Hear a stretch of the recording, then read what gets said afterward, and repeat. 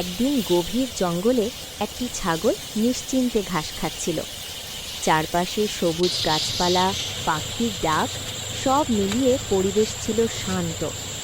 হঠাৎ করেই তার সামনে বিকট শব্দ করতে করতে একটি ভয়ঙ্কর বাস এসে হাজির। বাসটা সোজা তার দিকেই এগিয়ে আসছে দেখে ছাগলটি ভয়ে কাঁপতে লাগলো। প্রাণ বাঁচানোর আশায় সে জঙ্গলের দিকে দৌড়ে গিয়ে চিৎকার করে ডাকল, বন্ধুরা, আমাকে বাঁচাও। সে হাতির কাছে গেল, হরিণের কাছে, এমনকি সিংহের কাছেও সাহায্য চাইল। কিন্তু সবাই নিজের নিজের কাজে ব্যস্ত, কেউই এগিয়ে এলো না। কেউ ভয়, কেউ উদাসীনতায় মুখ ফিরিয়ে নিল। শেষ পর্যন্ত ছাগলটি নিজেই সাহস সঞ্চয় করল।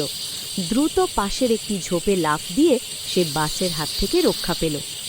বেঁচে গিয়ে সে বুঝতে পারল, বিপদের সময় সবাই পাশে নাও থাকতে পারে, তাই নিজের সাহস আর বুদ্ধির ওপরে ভরসা রাখতে হয়।